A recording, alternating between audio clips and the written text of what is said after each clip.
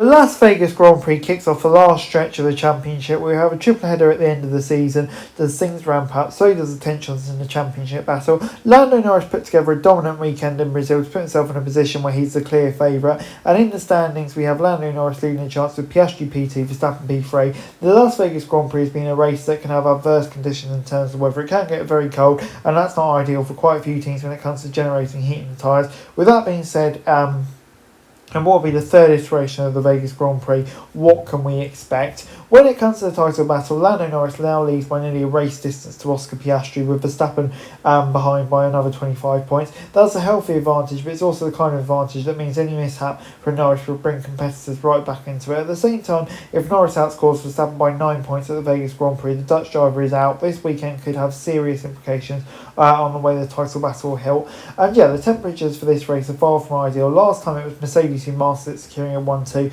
It demands low downforce, and that's where Red Bull is starting the march on a lot of teams. At the same time, the weather mean a question for them. Low downforce conditions coupled with the temperature is the area where McLaren struggle most of its cars. So yeah, with a strong field field, a bad result may mean that McLaren struggle to get on the podium here this weekend or really be in a fight, which yeah, could be a bit of a shock. But Lando Norris is making sure he peaks at the right time, and yeah, he'll be fed of confidence coming into this one. I think we'll have that motivation to knock Verstappen out of the title fight. Away from kind of out of form, you have to look at Ferrari and those John Elkann comments. I don't really think those help. They seem quite unnecessary comments, and for me, it's not the drivers that the main issue at that team. So yeah, it's interesting to see how they'll respond. And Oscar Piastri as well. Since he won at Zandvoort, he's not finished ahead of Norris.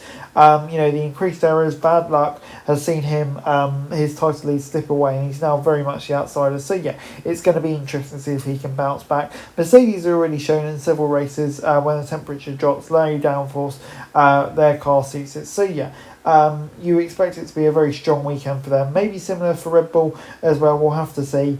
And I think it has to be a big weekend for Oscar Piastri, doesn't it? But on a circuit where McLaren is not really going to suit their car, it'll be interesting to see how they respond to that. And also, if the car is going to suit them more, Yuki Tsunoda this weekend, it has to be said, he's driving for his F1 career, kind of seems to be slipping by him. So yeah, he needs a big weekend, but at the moment it's looking tough for him. But you never know if you can get a decent points finish here. In practice, it was Charles Leclerc who topped FP1 and Lando Norris who topped FP2. And yeah, to be honest, I think throughout the two sessions we saw flashes of pace from all four of the top teams. So it looks like it could be very, very close this weekend, to be honest. And yeah, obviously in FP2, we didn't really get to see a lot due to all of the issues with the track, which is a bit of a shame that they're still having that in the third, fourth year here. So yeah, it's going to be definitely an intriguing day. If we get some rain overnight, that could definitely spice it up too. But I think we're in for a very, very close qualifying here. And before we go, my predictions for this weekend, I'm going to say it will be a very strong weekend for Mercedes. It's going to be very cold this weekend.